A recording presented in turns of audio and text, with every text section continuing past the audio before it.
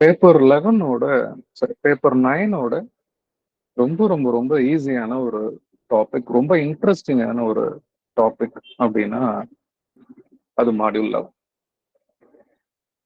So இங்க digital strategy and transformation, இன்னைக்கு இருக்கக்கூடிய ட்ரெண்ட்ல ஒவ்வொரு கம்பெனிஸும் எப்படி இந்த டிஜிட்டல் ஃபார்முக்கு கன்வெர்ட் ஆயிட்டு இருக்காங்க அப்படின்றது அந்த மாதிரி. ஸோ அது எப்படி தொடங்குச்சு அப்படின்றதுல இருந்து நம்ம இங்க பார்க்க போறோம். டிஜிட்டல் டெக்னாலஜி அப்படின்ற டேர்முக்கு என்ன மீனிங் அப்படின்னா, digital technology includes electronic tools, system, devices and resources that generate, store or process data. Digital technology அப்படின்றது ஒரு டேட்டாவை ப்ராசஸ் பண்ணக்கூடிய ஒரு டூல். ஸோ இங்க என்ன நடக்குது அப்படின்னா, சயின்டிபிக் டேர்ம்ல சொல்லணும் அப்படின்னா, டிஜிட்டல் டெக்னாலஜி அப்படின்றது ஜீரோஸ் அண்ட் ஒன்ஸா இருக்கிறத நம்ம என்ன டேட்டா கொடுத்தாலும் அது என்ன பண்ணும், ஜீரோஸ் அண்ட் ஒன்ஸா அது ஸ்டோர் பண்ணிக்கும். டிஸ்பிளே பண்ணும்போது நமக்கு புரியுற மாதிரி டிஸ்பிளே பண்ணும். ஸோ இதுதான் டிஜிட்டல் டெக்னாலஜி அப்படின்னு சொல்லக்கூடிய. இன்னைக்கு நம்ம பார்த்துட்டு இருக்கக்கூடிய கேம்ஸ், நம்ம டெய்லி விளையாடக்கூடிய கேம்ஸ், நம்ம யூஸ் பண்ணக்கூடிய மொபைல்ல இருக்கக்கூடிய சாஃப்ட்வேர்ஸ், நம்ம யூஸ் பண்ணக்கூடிய ஃபேஸ்புக், வாட்ஸ்அப், இன்ஸ்டாகிராம்ஸ், நம்ம யூடியூப்ல பார்க்கக்கூடிய சாங்ல இருந்து, வீடியோல இருந்து, நம்ம ஸ்பாட்டிஃபைல கேட்கக்கூடிய சாங் முதற்கொண்டு இது எல்லாமே எப்படி இருக்கு, டிஜிட்டல் டெக்னாலஜி. இப்போ இங்க என்ன இருக்கு, என்ன பண்ணிருக்கு அப்படின்னா, technology in which information is represented in digital form. நமக்கு என்ன இன்ஃபர்மேஷன் வரணுமோ அந்த இன்ஃபர்மேஷன் டிஜிட்டல் ஃபார்ம்ல ரெக்கார்ட் ஆயிருக்கு. இதுதான் டிஜிட்டல் டெக்னாலஜி. அப்போ டிஜிட்டல் டெக்னாலஜி எலக்ட்ரானிக் டூல் அப்படின்னு சொல்றாங்க. அதுல என்னெல்லாம் இருக்கும், சிஸ்டம், டிவைசஸ், ரிசோர்சஸ். எதுக்காக, ஒரு டேட்டாவை ப்ராசஸ் பண்றதுக்காக. ஓகே, ஸோ இதான் இந்த இடத்துல அவங்க சொல்லியிருக்க விஷயம். டிஜிட்டல் டெக்னாலஜி அப்படின்னா என்ன அப்படின்னு சொல்லியிருக்காங்க. ஃபர்ஸ்ட் பாத்தீங்கன்னா 1947ல, இதான் 1947 தான் பிகினிங் ஆஃப் டிஜிட்டல் எரா அப்படின்னு சொல்றோம். ஸோ இங்க என்ன நடந்தது அப்படின்னா, டிரான்சிஸ்டர்ஸ் அப்படின்றத 1947ல கண்டுபிடிக்கிறாங்க. ஸோ இந்த 1947ல கண்டுபிடிச்ச இந்த டிரான்சிஸ்டர் தான் டிஜிட்டல் டேட்டாஸ் இந்த அடுத்த லெவல்ல நம்ம குரோ ஆகிறதுக்கு, இந்த டிஜிட்டல் டெக்னாலஜின்றது உருவாகிறதுக்கு பேஸா இருந்தது இந்த டிரான்சிஸ்டர். ஸோ இங்க இருந்து ஆரம்பிச்சது டிஜிட்டல் டெக்னாலஜி எரா. நிறைய கவர்மெண்ட்ஸ் 1947ல இந்த டிரான்சிஸ்டர் அப்படின்றத கண்டுபிடிக்கிறாங்க. அதுக்கப்புறமா பாத்தீங்க அப்படின்னா, கவர்மெண்ட் நிறைய இன்ஃப்ளூயன்ஸ்க்கு அப்புறமா, புது டெக்னாலஜிஸ்க்கு அப்புறமா எல்லா கவர்மெண்ட்ஸும் டேட்டாஸை பேப்பர்ல எழுதுறதை விட்டுட்டு டிஜிட்டலைஸ் பண்ண ஆரம்பிக்கிறாங்க, கம்ப்யூட்டர்ஸ் யூஸ் பண்ண ஆரம்பிக்கிறாங்க. பெரிய பணக்காரங்கள்லாம் அந்த டயத்துல 1970ஸ்ல ஒரு பணக்காரங்க அப்படின்னா அவங்க கிட்ட ஒரு கம்ப்யூட்டர்ஸ் வாங்க ஆரம்பிச்சாங்க.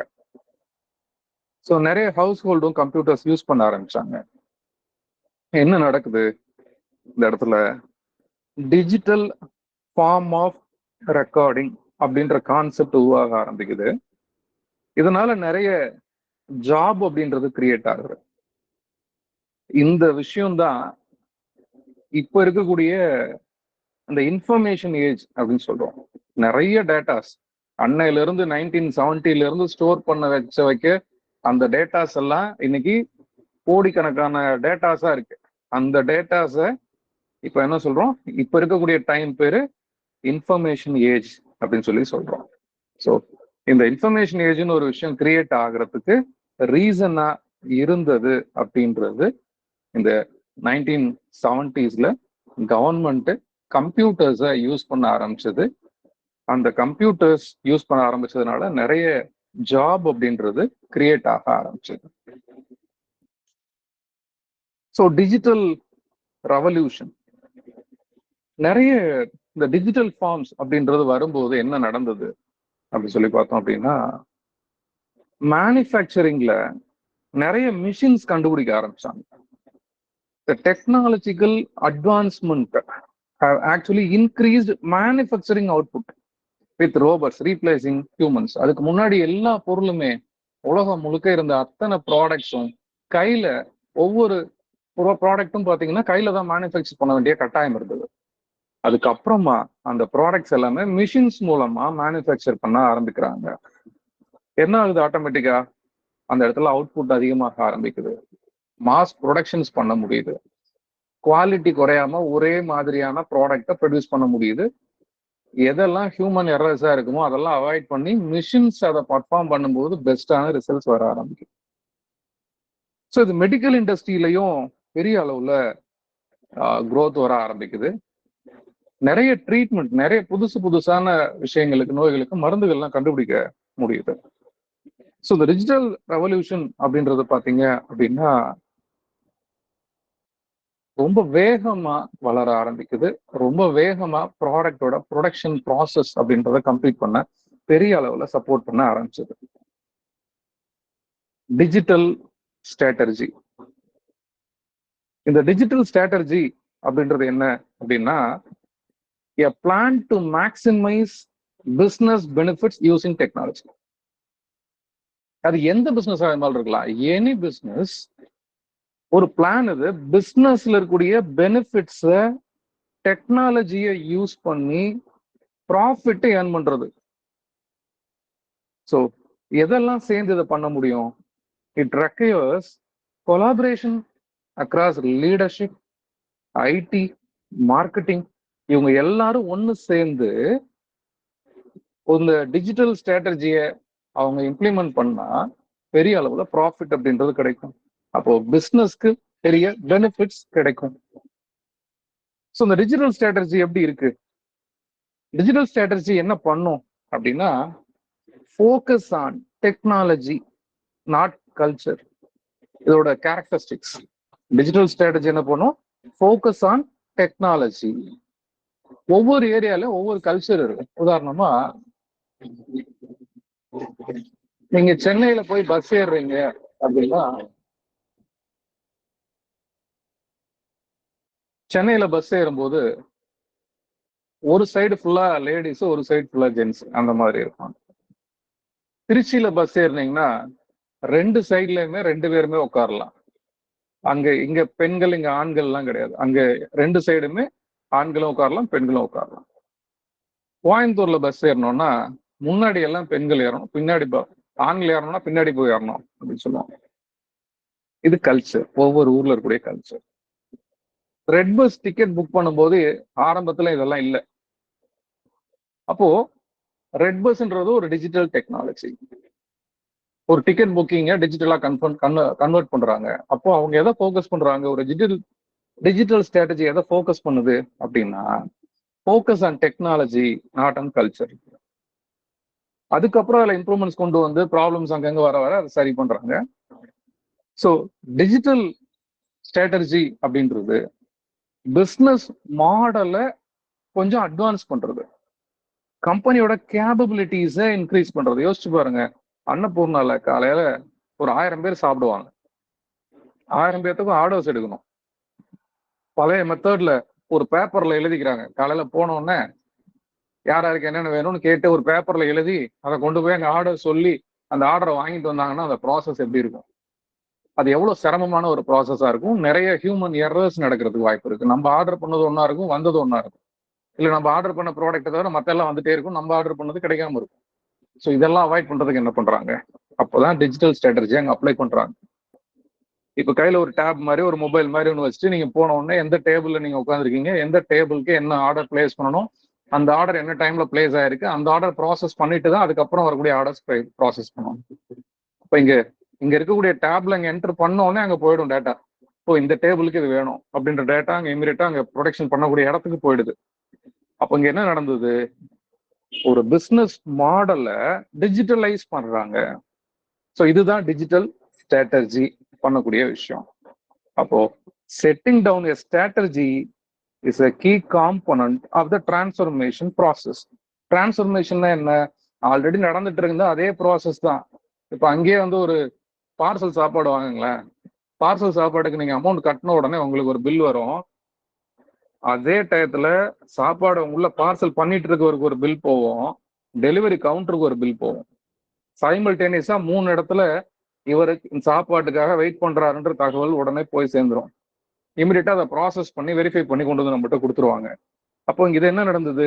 இதுதான் டிஜிட்டல் டிரான்ஸ்ஃபர்மேஷன்.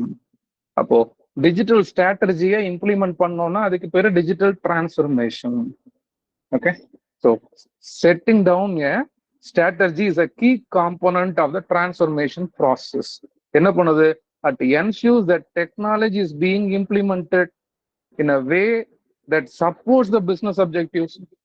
என்கிட்ட ஒரு டெக்னாலஜி இருக்கு அப்படின்னா டெக்னாலஜி என் பிசினஸ்க்கு சப்போர்ட் பண்ணணும். வெறும் டிஜிட்டல் ஸ்ட்ராட்டஜி நான் இம்ப்ளிமெண்ட் பண்றேன் அப்படின்னா என் பிசினஸ்க்கு சப்போர்ட் பண்ணனா என்ன யூஸ் அது? அப்போ நான் பண்ணிட்டு இருக்கக்கூடிய பிசினஸ இன்னும் அக்யூரசியை இன்க்ரீஸ் பண்றது, குவாலிட்டியை இன்க்ரீஸ் பண்றது, கஸ்டமர் சப்போர்ட், நான் கஸ்டமருக்கு கொடுக்கக்கூடிய ஒரு சப்போர்ட்டை நான் இன்க்ரீஸ் பண்றதுக்கு யூஸ் பண்றதுக்கு இருக்கக்கூடிய ஓல்டு மெத்தடை ஒரு டிஜிட்டல் ஸ்ட்ராட்டஜியை யூஸ் பண்ணி நான் புதுசா டிரான்ஸ்ஃபர்மேஷன் பண்றேன் அப்படின்னா அதுதான் digital strategy. Okay, so digital strategy நான் இம்ப்ளிமெண்ட் பண்ணணுமா வேணாமா அப்படின்னா முக்கியமா 5 கொஸ்டின் நான் யோசிக்கணும். The 5 following questions become relevant for an organization digital transformation. நான் டிஜிட்டல் டிரான்ஸ்ஃபர்மேஷன் போகணுமா வேணாமான்னு ஒரு ஆர்கனைசேஷன் முடிவு பண்ணும்போது இந்த 5 கேள்வியை கவனமா பார்க்கணும். 1, does digital technology changes the business you should be in? இந்த டெக்னாலஜி வந்தா உங்க பிசினஸ்ல ஏதாவது மாற்றம் வருமா? How could digital technology improve the way you add value to the business you are in? அந்த டெக்னாலஜி அந்த இடத்துல இம்ப்ளிமெண்ட் பண்ணதுனால என்ன புதுசா சேஞ்சஸ் வந்துடும். இப்போ ஹரிபவனம்னு சொல்லிட்டு ஒரு ஹோட்டல் நம்ம ஏர்போர்ட் பக்கத்துல இருக்கு. அந்த ஹரிபவனம் ஹோட்டலுக்கு உள்ள போனீங்க அப்படின்னா அந்த இடத்துல ஒரு ரோபோட் ஒன்று சுத்திக்கிட்டே இருக்கும். அது என்ன பண்ணும் அந்த ரோபோட்னா, யாராருக்கு எந்தெந்த டேபிளுக்கு என்னென்ன ஆர்டர்ஸ் அப்படின்னு சொல்லிட்டு எடுத்துட்டு அந்த சர்வ் பண்ற வராங்க இல்லைங்களா, அவங்க வந்து அதுல அந்த மிஷின்ல வச்சிருவாங்க. அந்த மிஷின் நேரா போகும் அந்த டேபிளுக்கு, அந்த டேபிள்ல இருக்கவங்க அதை எடுத்துக்குவாங்க. அப்ப இங்க என்ன நடந்துச்சு அப்படின்னா ஒரு வேல்யூ ஆடட் அப்படின்றது நடந்தது. ஒரு டிஜிட்டல் டெக்னாலஜி நம்மளோட பிசினஸுக்கு வேல்யூ ஆட் பண்ணுமா? இப்ப நம்ம அதை பத்தி பேசிக்கிறோம் இல்லையா, அப்ப என்ன ஆயிருக்கு? அங்க வேல்யூ ஆட் ஆயிருக்கு. Okay, digital technology change your target customer. இப்போ இந்த அன்னபூர்ணா அப்படின்ற ஒரு ஹோட்டலை பத்தின ஒரு வீடியோ, நான் அதை பத்தி இமேஜ் ஒன்று பின்னாடி காட்டுறேன். எத்தனை லட்சம் பேர் அதை பார்த்துருக்காங்க தெரியுமா? அப்போ டிஜிட்டல் ஃபார்ம்ல ஒரு விஷயத்தை கன்வெர்ட் பண்ணி அதை ப்ரமோட் பண்ணும்போது ஆடியன்ஸ், இந்த டார்கெட் ஆடியன்ஸ் தமிழ்நாடு முழுக்க, இந்தியா முழுக்க போய் சேருது. அப்போ ஒரு டிஜிட்டல் டிரான்ஸ்ஃபர்மேஷன் பண்ணும்போது, ஒரு டிஜிட்டல் டெக்னாலஜி அந்த இடத்துல இம்ப்ளிமெண்ட் பண்ணும்போது என்னோட டார்கெட் கஸ்டமர் இன்னும் நிறைய பேர் என்னால டார்கெட் பண்ண முடியும். அப்போ does digital technology affect the value proportion of your target customer? அதையுமே நம்ம கவனிக்கணும். ஒருவேளை நம்மளோட வேல்யூஸ், அந்த கஸ்டமரோட வேல்யூஸ் அதை அஃபெக்ட் பண்ணுமா? How can digital technology enhance the enterprise capabilities that differentiate you from competition? Competitors கிட்ட இருந்து அந்த டிஜிட்டல் டெக்னாலஜி எப்படி நம்மளை வித்தியாசப்படுத்தி காட்ட முடியும்? இதெல்லாம் செய்ய முடியும் அப்படின்னா தாராளமா நம்ம டிஜிட்டல் டெக்னாலஜிக்குள்ள போகலாம். அப்போ ஒரு டிஜிட்டல் டெக்னாலஜியை நான் இம்ப்ளிமெண்ட் பண்ணணுமா வேணாமான்றத இந்த 5 கேள்விக்கும் பதில் வச்சுக்கிட்டு தான் நான் ஆரம்பிக்கணும். இண்டஸ்ட்ரி 4.0 எரா, இப்போ போயிட்டு இருக்கக்கூடிய எராக்கு பேரு இண்டஸ்ட்ரி 4.0. என்ன நடக்குது அப்படின்னா, இந்த இண்டஸ்ட்ரி ரெவல்யூஷன் ஃபர்ஸ்ட் ஆரம்பிச்சது 1784ல. இண்டஸ்ட்ரி 2.0 மாஸ் ப்ரொடக்ஷன்ஸ் பண்ண ஆரம்பிச்சாங்க 1870ல. இண்டஸ்ட்ரி 3.0ன்றது ஆட்டோமேஷன்ஸ், எல்லாத்தையும் ஆட்டோமேட் பண்ண ஆரம்பிச்சாங்க, அது 1969ல. இப்போ ஆரம்பிச்சிருக்க இந்த ஸ்டேஜ் வந்து இண்டஸ்ட்ரி 4.0 அப்படின்னு சொல்றோம். எல்லா பிசினஸும் டிஜிட்டலா டிரான்ஸ்ஃபார்ம் ஆயிடுச்சு. எல்லா பிசினஸும், ஒரு மல்லிகை கடையில இருந்து, ஒரு ஹாஸ்பிட்டல்ல இருந்து, நீங்க ஒரு பஸ் டிக்கெட் புக் பண்றதுல இருந்து நான் ஒரு சின்ன ஒரு ஒர்க் எதுவா ஒரு அயன் பண்ணணும் அப்படின்னா கூட அந்த ப்ராசஸ் டிஜிட்டலா கன்வெர்ட் ஆயிடுச்சு. அப்போ இது பேர் தான் என்ன சொல்றோம், இண்டஸ்ட்ரி 4.0 அப்படின்னு சொல்றோம். Almost all large business entities across industry sector have embarked upon the journey of digital transformation. இருக்கக்கூடிய எல்லா ஆர்கனைசேஷன்ஸும் டிஜிட்டல் ஃபார்முக்கு கன்வெர்ட் பண்ண ஆரம்பிச்சாச்சு. இதுக்கு பேர் தான் என்னது, இண்டஸ்ட்ரி 4.0. எக்ஸாம்பிள் கேட்க வாய்ப்பு இருக்கு. இண்டஸ்ட்ரி 4.0னா என்ன? டிஜிட்டல் டிரான்ஸ்ஃபர்மேஷன் நீங்க என்ன பண்ணிருக்குன்னு பாருங்க. ட்ரெயின் ஹோட்டல் சாப்பாடு நீங்க ஆர்டர் பண்ணிடுவீங்க. ஆர்டர் பண்ணதுக்கு அப்புறம் அந்த சாப்பாடு என்ன பண்ணுவாங்க, ஒரு இந்த ட்ரெயின் மாதிரி இந்த இதுல வச்சு அனுப்பிச்சு விட்டுருவாங்க. அது கரெக்டா நம்மகிட்ட வந்து நிற்கும். வந்த உடனே நம்ம அதை எடுத்துக்கலாம். ஸோ இதுதான் என்னது, ஆல்ரெடி இருந்த ஃபுட் இண்டஸ்ட்ரி, ஆல்ரெடி நடந்துட்டு இருந்த சேம் ப்ராசஸ் இப்போ எப்படி மாறுது அப்படின்னா, டிஜிட்டலா டிரான்ஸ்ஃபார்ம் ஆகும்போது புதுசா நிறைய கஸ்டமர்ஸை இங்க அட்ராக்ட் பண்ணுது. ஸோ இதான் டிஜிட்டல் டிரான்ஸ்ஃபர்மேஷன் அப்படின்னு சொல்றோம். முன்னாடி ஒரு 5 கொஸ்டின் இருந்தது, அஞ்சு கொஸ்டினுக்குமான பதில் தான். ஸோ இங்க டிஜிட்டல் டிரான்ஸ்ஃபர்மேஷன் என்ன பண்ணுது? Focus areas. ஃபர்ஸ்ட் கஸ்டமரோட எக்ஸ்பீரியன்ஸை இன்னும் கொஞ்சம் பெட்டர் ஆக்குது. Enhancing how customers interact with the company. இதே வந்து ஒரு குழந்தை இங்க சாப்பிட போகுதுன்னு வச்சுக்கோங்க. சாதாரணமா ஒருத்தர் கொண்டு வந்து சாப்பாடு வைக்கிறதுக்கும் அந்த சாப்பாடு ஒரு வண்டியில அப்படி வருது அப்படின்ற போது அவங்க கொடுக்கக்கூடிய அந்த ஒரு சந்தோஷம் இருக்கு இல்லையா, இங்க என்ன பண்ணிருக்காது, கஸ்டமரோட எக்ஸ்பீரியன்ஸை இன்க்ரீஸ் பண்ணிருக்கு. Okay, operational processes, improving internal work flow with digital tools, smooth running of the business, tension இல்லாம. பழைய ஹோட்டல்ஸ் யோசிச்சு பாருங்க, டெக்னாலஜி இல்லாத ஒரு ஹோட்டல், ஒரு ஆர்டர் பிளேஸ் பண்ணதுல இருந்து ஆர்டர் டெலிவரி பண்ணாகிறதுக்குள்ள எவ்வளவு சவுண்ட் இருக்கும். ஆனா ஏதாவது டிஜிட்டல் ஃபார்முக்கு கன்வெர்ட் ஆன ஒரு ஹோட்டல், ஆயிரக்கணக்கான பேர் வந்து போயிட்டு இருக்க ஒரு இடம் அவ்வளவு ஸ்மூத்தா ஹேண்டில் ஆயிட்டு இருக்கும். அப்போ ஆப்ரேஷனல் ப்ராசஸ் அப்படின்றது ரொம்ப அழகா அந்த இடத்துல கன்வெர்ட் ஆயிடும். ஸோ பிஸ்னஸ் மாடல்ஸ் அப்படின்றது அந்த கோர் பிஸ்னஸ்ன்றது மாறக்கூடாது. ஃபுட் இண்டஸ்ட்ரின்றது கோர் பிஸ்னஸ், அது மாறல.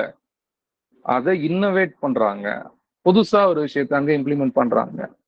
எதெல்லாம் அங்க கன்சிடர் பண்ணணும், how digital affect your business, customers, value proportions. சில இடங்கள்ல டிஜிட்டல் டெக்னாலஜி அப்படின்றது கஸ்டமர்ஸை அஃபெக்ட் பண்ணிரும். எப்படி அப்படின்னா, ஃபர்ஸ்ட் ஒரு கஸ்டமர் இந்த யூபிஐ அப்படின்ற கான்செப்ட், நான் ஸ்கேன் பண்ணி பணம் கட்டுறேன் இல்லைங்களா, இந்த கான்செப்ட் இன்ட்ரடியூஸ் பண்ண டயத்துல எல்லா பேமெண்ட்டையும் ஆன்லைன்ல இந்த மாதிரி சேஞ்ச் பண்ணணும் அப்படின்னு முயற்சி பண்ண டைம்ல எல்லாருமே பயந்தாங்க. என் அக்கௌண்ட்ல இருந்து இந்த நம்பரை போட்டோடனே பணம் போயிடுது, எவ்வளவு செக்யூரா இருக்கும் இது அப்படின்னு சொல்லி எல்லாருமே பயந்தாங்க. ஓகே, ஸோ ஒரு டிஜிட்டல் டிரான்ஸ்ஃபர்மேஷன் வரும்போது அது பிஸ்னஸ் அஃபெக்ட் பண்ணுமா, customers or value propositions affect பண்ணுமா அப்படின்றத ரொம்ப கவனமா நம்ம பார்க்க வேண்டியது. Next, implementation of elements. எப்படி வந்து ஒரு டிஜிட்டல் டெக்னாலஜியை நான் பிளான் பண்ணிட்டேன், அதை நான் இப்போ இம்ப்ளிமெண்ட் பண்ணணும். ஸோ இம்ப்ளிமெண்ட் பண்ணணும் அப்படின்ற போது இங்க நான் என்னெல்லாம் பண்ண வேண்டியது இருக்கும்? ஃபர்ஸ்ட் விஷயம், ஒரு கரெக்டான லீடரை சூஸ் பண்ணணும். அந்த லீடருக்கு அந்த பிசினஸ்ல டாப் டு பாட்டம் என்னென்ன நடக்கும் அப்படின்றதுல ஒரு நல்ல கிளாரிட்டி இருக்கணும். அப்போ அது யாரால பண்ண முடியும்? ஒரு சிஇஓவா இருக்கணும், இல்ல சீஃப் டிஜிட்டல் ஆஃபீஸர்னு ஒருத்தர் அப்பாயிண்ட் பண்ணிருக்கணும். அப்போ ஃபர்ஸ்ட் ஸ்டெப், என்கிட்ட ஒரு நல்ல டெக்னாலஜி இருக்கு, டிஜிட்டலா என்னோட பிசினஸ் நான் டிரான்ஸ்ஃபார்ம் பண்ண போறேன், முதல் விஷயம் நான் பண்ண வேண்டியது சரியான லீடர்ஷிப்பை சூஸ் பண்றது. Choose the right leader to drive digital strategy. இதுதான் ஃபர்ஸ்ட் விஷயம். அது யாரா இருக்கலாம், ஒன்னு சிஇஓவா இருக்கலாம், இல்ல சீஃப் டிஜிட்டல் ஆஃபீஸரா இருந்தா நல்லது. அடுத்தது, அப்ரோச் எப்படி இருக்கணும்? அந்த டிஜிட்டல் டெக்னாலஜியை இம்ப்ளிமெண்ட் பண்ணும்போது அந்த அப்ரோச் எப்படி இருக்கணும் அப்படின்னா, proactive and defensive digital strategies. ஏதாவது பிரச்சனை ஆற மாதிரி இருந்தா இமீடியட்டா சரி பண்ணி வெளியில வந்துடணும். அதோட ப்ராப்ளம் பெருசாகிற வரைக்கும் போகக்கூடாது. ஸ்டார்டிங்லேயே அதை ஐடென்டிஃபை பண்ணி சரி பண்ண முடியணும். Take a measured approach. அப்போ இருக்கக்கூடிய ரிசோர்சஸை வேஸ்ட் பண்ணக்கூடாது. உதாரணமா, நான் இன்னைக்கு ஒரு விஷயத்துல இன்வெஸ்ட் பண்ண போறேன்.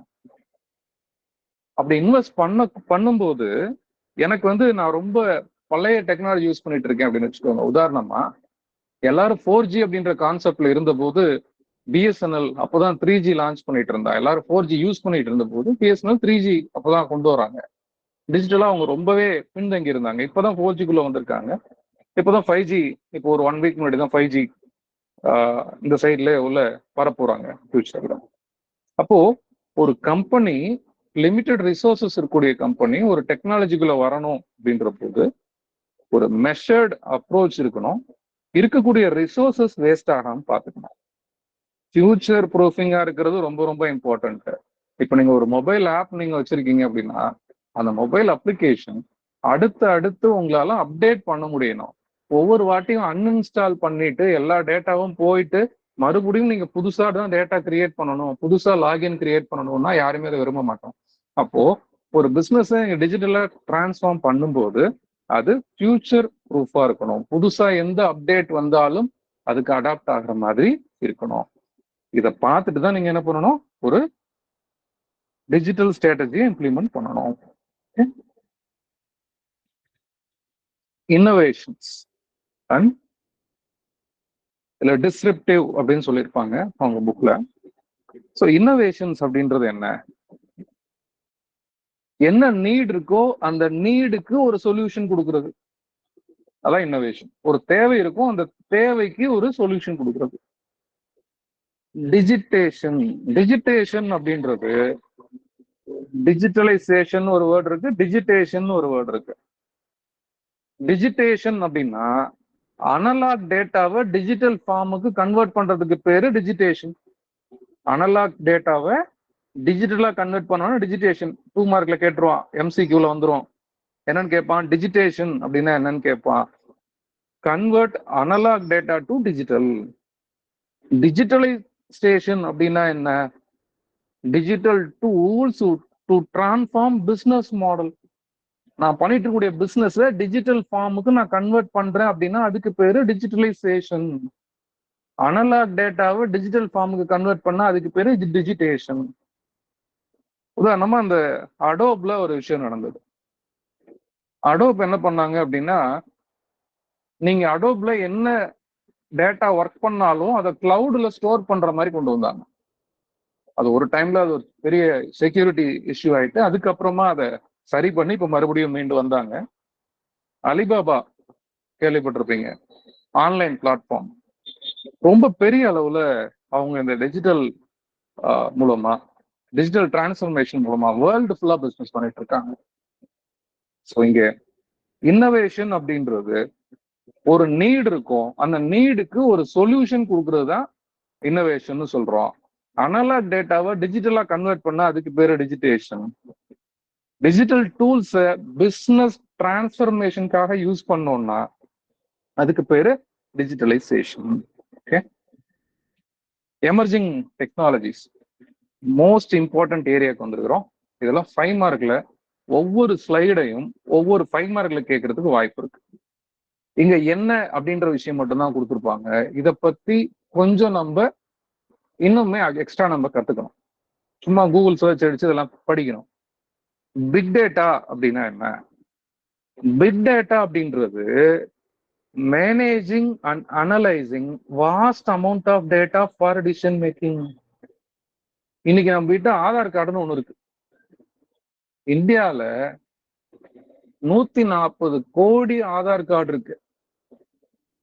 இந்த ஆதார் கார்டு எதுக்கு அப்படின்னா, கவர்மெண்டோட எல்லா பிளானையும் இந்த ஆதார் கார்டுல இருக்க டேட்டா வச்சுதான் பண்றோம். எல்லா பிளானிங்கும் இந்த ஆதார் கார்டு கூட லிங்க் ஆகுது.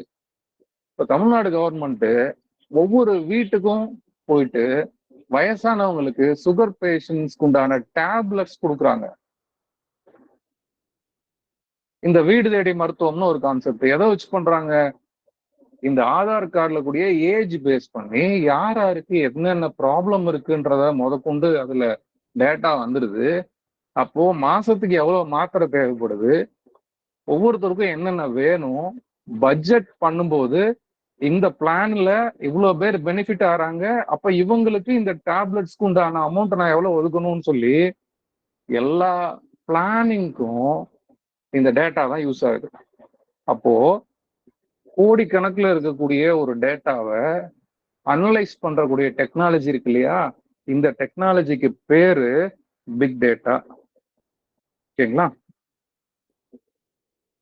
Cloud computing.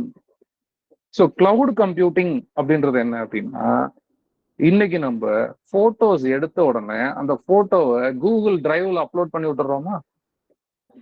அந்த கூகுள் டிரைவ்ல நீங்க அப்லோட் பண்ணிட்டா என்ன ஆயிடுது, உங்க மொபைல்னு இல்ல, உங்களோட இமெயில் ஐடியை நீங்க எந்த சிஸ்டம்ல நீங்க லாகின் பண்ணாலும் அந்த சிஸ்டம்ல இருந்து அந்த போட்டோஸ் எல்லாம் உங்களால ஆக்சஸ் பண்ண முடியும்.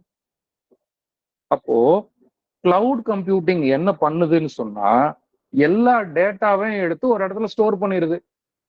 அந்த ஸ்டோர் பண்ணி இருக்கிற இடத்துல இருந்து எப்பெல்லாம் நமக்கு டேட்டா வேணுமோ அந்த டைம்ல திரும்ப எடுத்துக்க முடியும் அப்படின்னு சொன்னா இந்த டெக்னாலஜிக்கு பேரு கிளவுட் கம்ப்யூட்டிங். அப்போ இது என்ன பண்ணுது, கூகுள் டாஸ்ல இருந்து, பவர் பாயிண்ட் பிரசன்டேஷன்ல இருந்து, உங்க போட்டோஸ்ல இருந்து என்னென்ன டேட்டா உங்களுக்கு வேணுமோ இது எல்லா டேட்டாவையும் என்ன பண்ண முடியும், நம்மளால ஒரு இடத்துல ஸ்டோர் பண்ணி வச்சு திரும்ப நம்மளால எடுத்துக்க முடியும். ஏன்னா நம்மளோட மொபைல்ல ஸ்டோரேஜ் இல்லாம இருக்கலாம், நம்மளோட மொபைல் உடஞ்சு போயிருக்கலாம், அப்ப அந்த டேட்டா தொலையக்கூடாது. அப்ப என்னோட டேட்டா பத்திரமா இருக்கணும்னா நான் ஒரு கிளவுட்ல ஸ்டோர் பண்ணி வச்சுப்பேன், எப்ப எனக்கு வேணுமோ நான் திரும்ப எடுத்துக்கிறேன். இதுக்கு பேரு கிளவுட் கம்ப்யூட்டிங். சரிங்களா?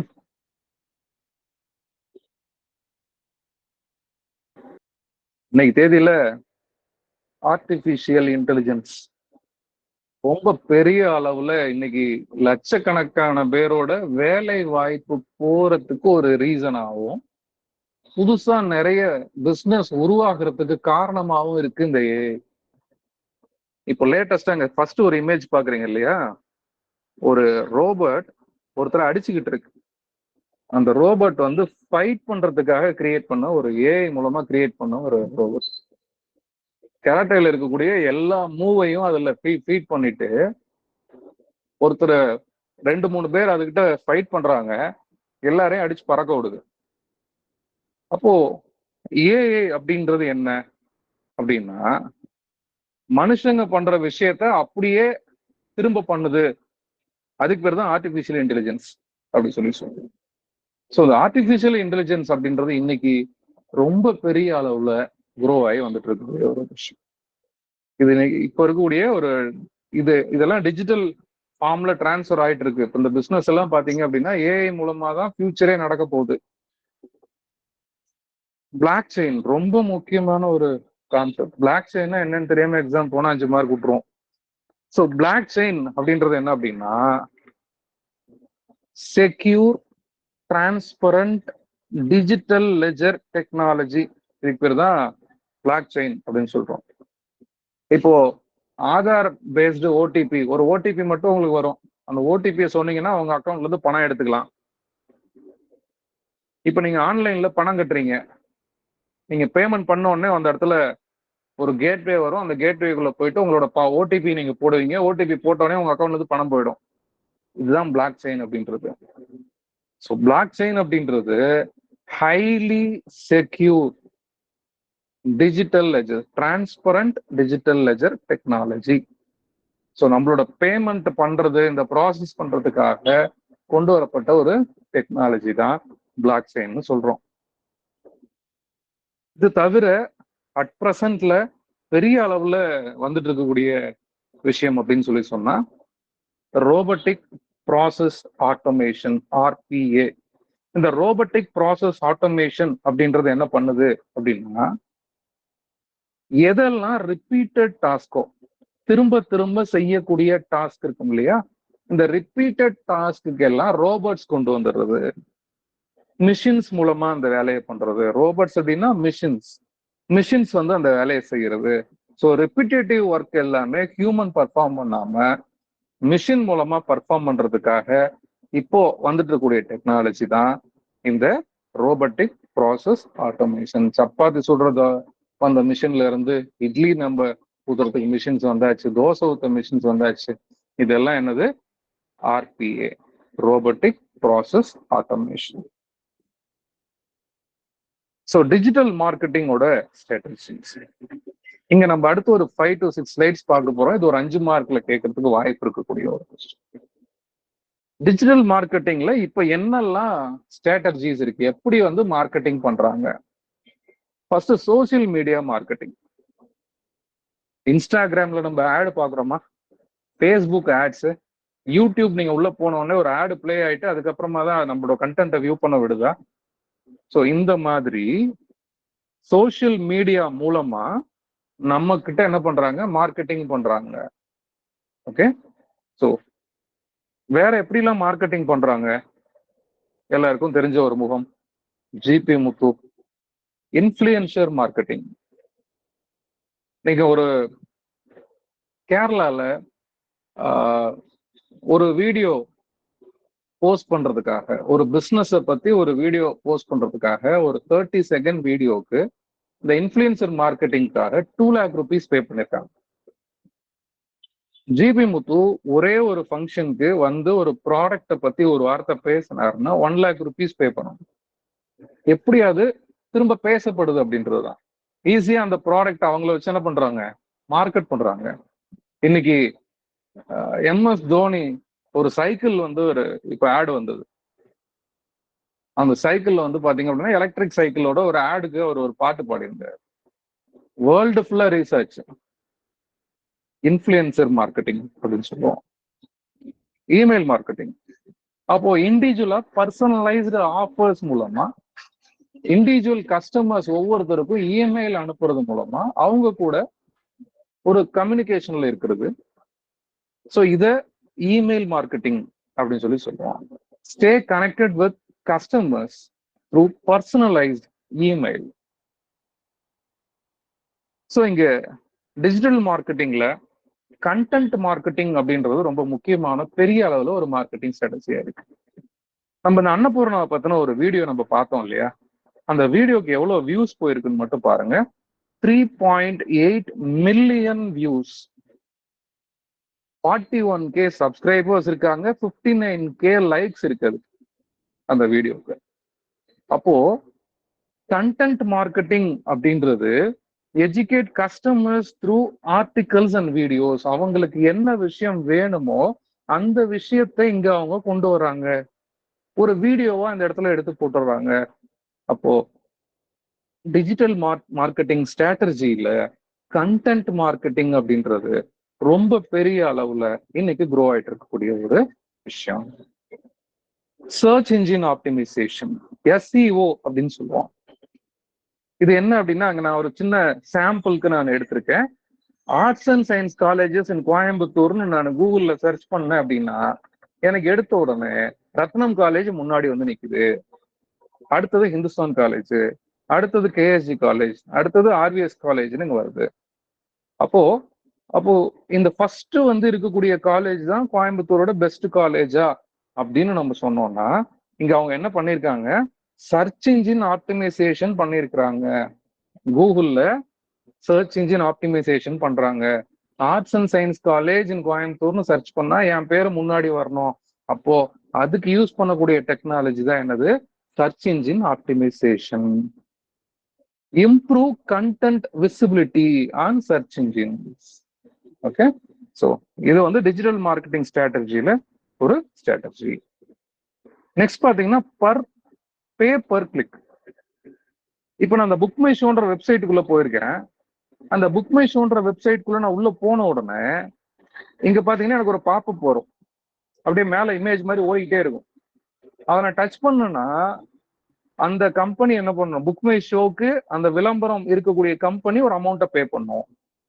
ஓகே, ஸோ இதுக்கு பேரு pay per click. Paid ads on search engine and websites. Okay, இது டிஜிட்டல் மார்க்கெட்டிங் ஸ்ட்ராட்டஜில ஒரு டைப்.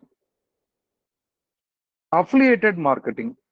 அஃபிலியேட்டட் மார்க்கெட்டிங் அப்படின்றது என்னன்னா, இங்க நீங்க பார்த்துட்டு இருக்கக்கூடியது ஒரு லேப்டாப்புக்கு அவர் ப்ரமோஷன் வீடியோ எடுத்து யூடியூப்ல போட்டிருக்கிறார். அவருக்கு எவ்வளவு சப்ஸ்கிரைபர்ஸ் இருக்காங்க? 15.8 மில்லியன் சப்ஸ்கிரைபர்ஸ் இருக்காங்க. அவர் அந்த வீடியோவை எடுத்து அங்க போட்டிருக்கிறாரு. அதோட கடைசியா என்ன பண்ணிருக்காருன்னா, இந்த லேப்டாப்போட ஃபியூச்சர்ஸ் எல்லாம் சொல்லி முடிச்சுட்டு, இதை வாங்கணும் அப்படின்னா நீங்க அமேசான்ல வாங்கணும்னா இந்த லிங்கை கிளிக் பண்ணி வாங்குங்க, பிளிப்கார்ட்ல வாங்கணும்னா இந்த லிங்கை கிளிக் பண்ணி வாங்குங்கன்னு கீழே சில லிங்க் கொடுத்துடுறாரு. அந்த லிங்கை கிளிக் பண்ணி யார் வாங்கினாலும் உள்ள வந்ததை வாங்கினாங்கன்னா இவருக்கு கமிஷன் போகும். ஓகே, ஸோ இந்த டைப் ஆஃப் மார்க்கெட்டிங்க்கு பேரு அஃபிலியேட்டட் மார்க்கெட்டிங். இங்க என்ன நடக்குது? Commission based promotion by third parties. கம்பெனிக்கு இவருக்கு சம்பந்தம் கிடையாது. கம்பெனிக்கு இவருக்கு சம்பந்தம் கிடையாது. அவர் என்ன பண்றாரு அப்படின்னா, ஒரு ப்ராடக்ட பத்தி ஒரு வீடியோ எடுக்கிறாரு. அந்த வீடியோ எடுத்துட்டு அந்த அமேசான், பிளிப்கார்ட் இது எல்லாத்துலயுமே பாத்தீங்க அப்படின்னா இந்த ப்ராடக்டை இவர் கொடுத்துருக்க லிங்க்ல கிளிக் பண்ணி யாராவது வாங்கினா அதுக்கு இவருக்கு ஒரு கமிஷன் போகும். இதுக்கு பேர் என்னன்னா அஃபிலியேட்டட் மார்க்கெட்டிங். இது டிஜிட்டல் மார்க்கெட்டிங் ஸ்ட்ராட்டஜியோட ரொம்ப முக்கியமான ஒரு ஸ்ட்ராட்டஜி. டிஜிட்டல் மார்க்கெட்டிங் ஸ்ட்ராட்டஜில கடைசியா இங்க இருக்கக்கூடியது மொபைல் மார்க்கெட்டிங். இதுதான் இன்னைக்கு தேதியில பெரிய அளவுல நமக்கே தெரியாம நடந்துட்டு இருக்கக்கூடிய விஷயம். யோசிச்சு பாருங்க, நீங்க உங்க ஃப்ரெண்டு கிட்ட நான் ஒரு டிஷர்ட் வாங்கலாம் அப்படின்னு இருக்கேன் அப்படின்னு சொல்லி வாட்ஸ்அப்ல பேசுங்களேன். வாட்ஸ்அப்ல பேசுனீங்க அப்படின்னா என்ன ஆகும்?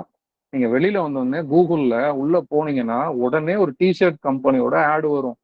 இன்ஸ்டாகிராம்குள்ள போனீங்கன்னா அங்க டிஷர்ட் கம்பெனியோட ஆடு வரும். நான் என் ஃப்ரெண்டு கிட்ட வாட்ஸ்அப்ல பேசிட்டு இருந்தது எப்படி இவங்களுக்கு தெரியும்? அப்ப நான் வாட்ஸ்அப்ல பேசுற எல்லாத்தையும் அவங்க மானிட்டர் பண்றாங்களா, படிக்கிறாங்களா அப்படின்னா இல்ல. இங்க என்ன நடக்குது அப்படின்னா, அந்த கீபேட் இருக்கு இல்லையா, அந்த கீபேட் என்ன கீபேட் யூஸ் பண்றீங்க? கூகுள் கீபேட் யூஸ் பண்றீங்க. நீங்க என்னெல்லாம் வார்த்தை நீங்க டைப் பண்றீங்கன்னா அந்த கூகுள் கீபேட்ல ரெக்கார்ட் ஆகும். அப்போ இங்க நீங்க டிஷர்ட்னு ட்ரை பண்ணீங்கன்னா, நீங்க டிஷர்ட் தேடுறீங்க அப்படின்னு சொல்லிட்டு உங்களோட கூகுள்ல, உங்களோட இன்ஸ்டாகிராம்ல, எல்லா இடத்துலயும் ஃபேஸ்புக்ல இருந்து எல்லா பக்கமும் என்ன ஆகும்? அந்த ஆட் வந்து வர ஆரம்பிச்சிருக்கும். ஓகே, ஸோ எஸ்எம்எஸ் மூலமா, மொபைல் ஆப்ல வர நோட்டிபிகேஷன் மூலமா நீங்க எந்த லொகேஷன்ல இருக்கீங்கன்றத பொறுத்து இந்த மொபைல் மார்க்கெட்டிங் அப்படின்றது நடக்கும். இன்ஸ்டாகிராம்ல ஆடை வந்து நீங்க கொடுக்கும்போது எனக்கு நான் இருக்கிற இடத்துல இருந்து 15 கிலோமீட்டர்ல யாரெல்லாம் இருக்காங்களோ அவங்களுக்கு மட்டும் அந்த ஆட் தெரியணுன்ற மாதிரி செட் பண்ண முடியும். யாரெல்லாம் 20 வயசுல இருந்து 30 வயசுக்குள்ள இருக்காங்களோ அவங்களுக்கு மட்டும்தான் அந்த அட்வர்டைஸ்மெண்ட் தெரியணுன்ற மாதிரி பிக்ஸ் பண்ண முடியும். இது எல்லாமே மொபைல் மார்க்கெட்டிங். ஓகே, ஸோ இதெல்லாம் டிஜிட்டல் மார்க்கெட்டிங் ஸ்ட்ராட்டஜியோட முக்கியமான ஒரு ஸ்ட்ராட்டஜி.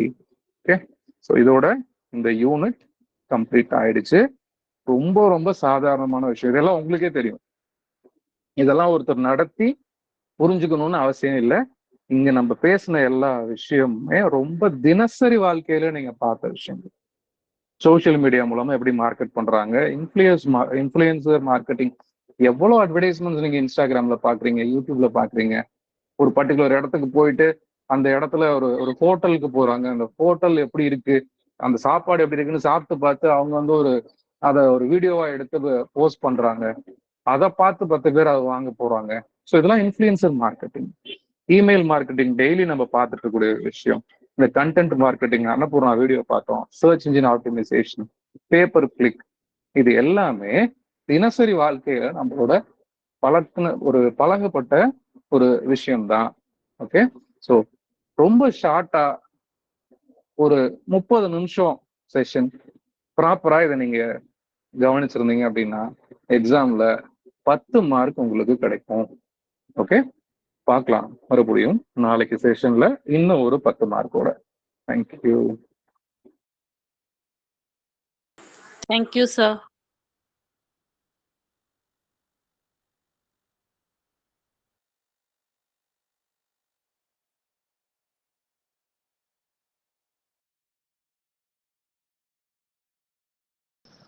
Thank you sir.